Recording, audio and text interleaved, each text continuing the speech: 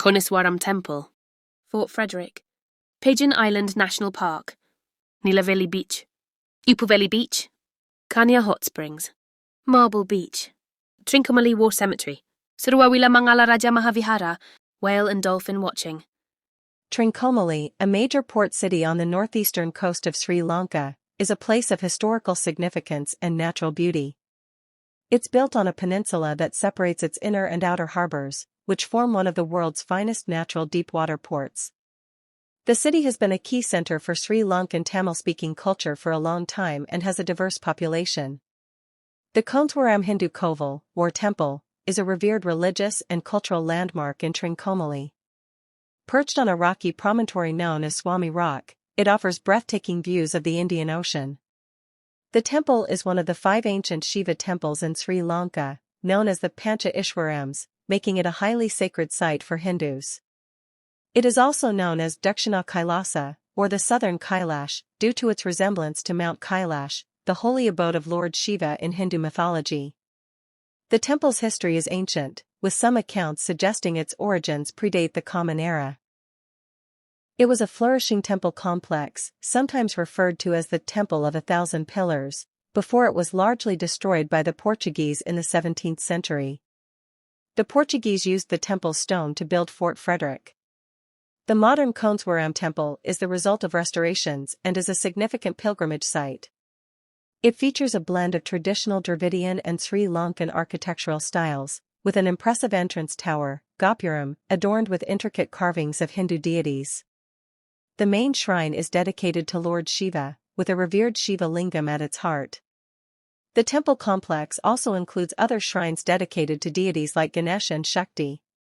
The temple's rich history, architectural beauty, and stunning location make it a captivating destination for both pilgrims and tourists. The deer in Trincomalee are a unique and iconic feature of the city, and their population and living spaces are a fascinating example of wildlife coexisting with an urban environment.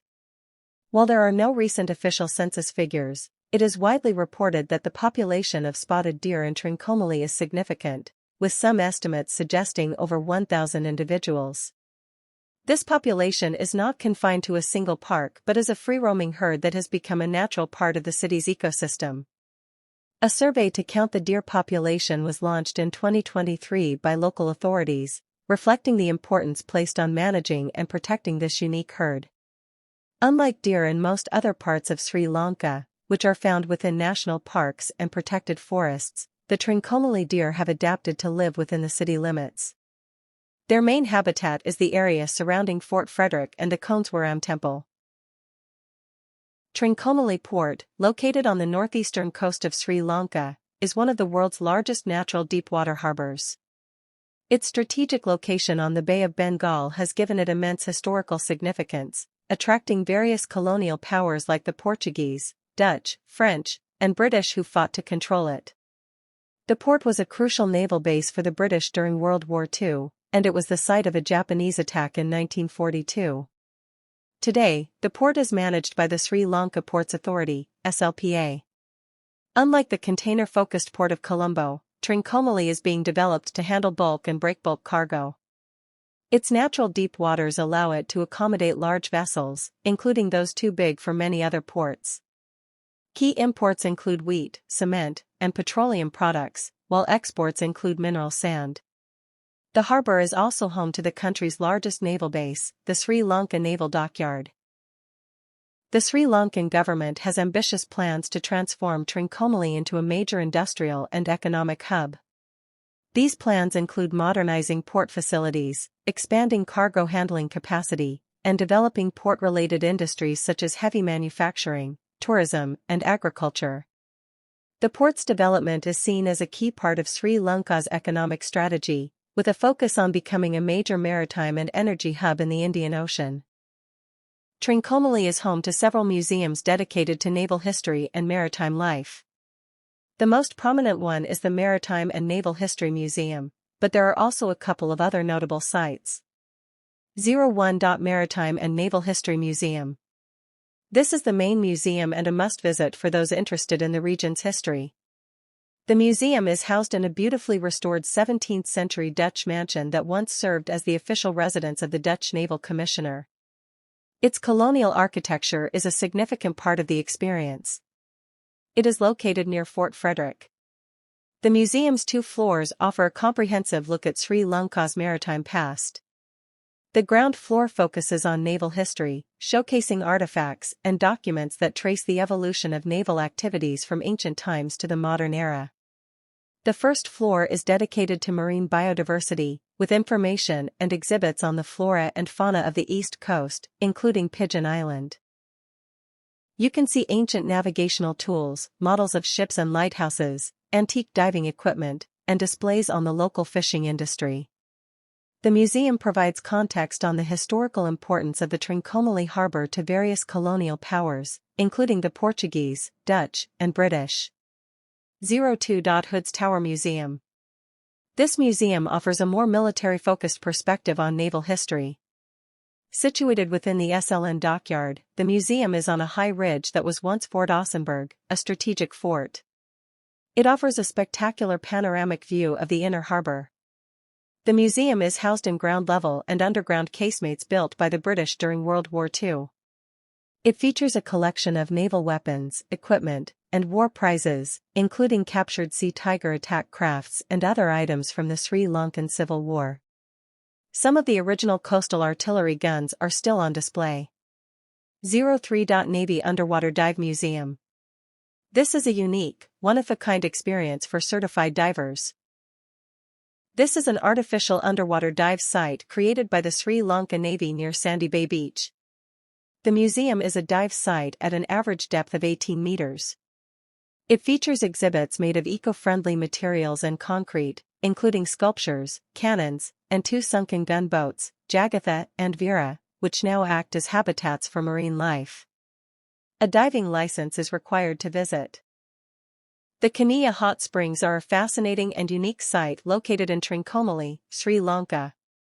This site is known for its 7 shallow wells, each containing water at a slightly different, though still considerably high, temperature. The wells are built in a square shape and are only about 3 to 4 feet deep, allowing visitors to see the bottom. The springs are not a place for swimming, but rather for a unique form of bathing. Visitors use buckets to pour the water over themselves. Pigeon Island National Park, located just off the coast of Nelavali in Trincomalee, stands as a pristine jewel among Sri Lanka's protected areas. As one of the country's only 2 marine national parks, it offers a breathtaking and vital glimpse into a vibrant underwater world. The park is comprised of 2 small islands, with the larger one being a popular hub for visitors and the smaller, rocky islet providing a sanctuary for nesting birds. The history of the islands is as compelling as their natural beauty. Once a shooting range during the colonial era, the area was later recognized for its ecological importance and designated as a wildlife sanctuary in 1963. Its status was upgraded to a national park in 2003, a crucial step in preserving its delicate ecosystem from the dual threats of natural disasters like the 2004 tsunami and the increasing pressures of tourism. Today, Pigeon Island is a must-visit destination for anyone seeking to immerse themselves in Sri Lanka's marine biodiversity. Its fame primarily stems from the extensive and well-preserved coral reef that fringes the main island. This shallow reef system, easily accessible from the shore, makes it a paradise for snorkelers of all skill levels. Gliding over the reef, visitors are greeted by a kaleidoscope of colors, with over 100 species of hard and soft corals providing a home for more than 300 species of reef fish. The clear, calm waters offer excellent visibility, allowing for unforgettable encounters with an array of marine life. The Sarawawila Mangala Raja Mahaviharaya, located in the Trincomalee district, stands as a profound testament to Sri Lanka's ancient Buddhist heritage and spiritual continuity. This revered site is far more than a collection of ruins. It is a living sanctuary that has drawn pilgrims and scholars for over 2 millennia. Its significance is deeply rooted in both legend and history, making it a cornerstone of the island's spiritual landscape. The temple's origins trace back to the 2nd century BCE, to the reign of King Kavantisa of the Ruhuna kingdom. The Great King, a figure of immense importance in Sri Lankan history as the father of the legendary King Dudagamunu, constructed the stupa to enshrine a priceless relic, the sacred forehead bone, Lalita Datu, of Lord Buddha. This act of devotion not only solidified the temple's place as one of the 16 holiest Buddhist sites, Solos Masthana, on the island but also served as a symbol of unity, as the king's actions helped to avert a potential conflict. The Sarawawila Stupa is particularly unique as it is believed to be the only place where this specific relic is enshrined, a fact that imbues it with a singular spiritual power. The temple's history is a microcosm of Sri Lanka's own turbulent past. Over the centuries, it endured periods of neglect, particularly during foreign invasions and political unrest. The surrounding area, once a thriving hub, became overgrown with jungle. It was not until the early 20th century that the site was rediscovered and meticulously restored by dedicated monks and the Department of Archaeology. This restoration work, completed in 1931, not only salvaged a precious piece of history but also resurrected a spiritual beacon for Buddhists across the country. Today, the Sarawawila Raja Mahaviharaya is a tranquil and deeply sacred place.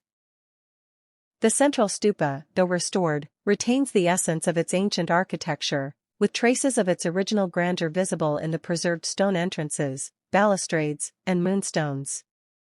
The serene environment, with its lush surroundings, offers a perfect setting for meditation and reflection. The temple complex also includes other archaeological remnants, such as an ancient pond and the ruins of a monastic residence, which provide a tangible link to the past. Visiting the Sarawawila Raja Mahaviharaya is not merely a sightseeing tour, it is a pilgrimage that connects one to a profound history, a rich spiritual tradition, and the enduring legacy of a sacred relic. It stands as a powerful symbol of resilience, faith, and the timeless importance of Buddhist heritage in Sri Lanka. Located in the same general area of the Trincomalee district, the Kaniya Bridge is a major piece of infrastructure. It is the longest bridge in Sri Lanka, crossing the lagoon and connecting Trincomalee with the areas of Kaniya and Muttar. It was a significant development that greatly improved transportation in the region.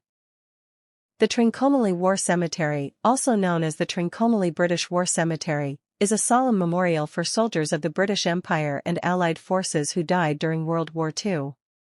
It is one of 6 Commonwealth War cemeteries in Sri Lanka and is maintained by the Commonwealth War Graves Commission. The cemetery is located on the Trincomalee-Nalavali Road and holds over 300 graves. It is a quiet and reflective space, open to visitors who wish to pay their respects.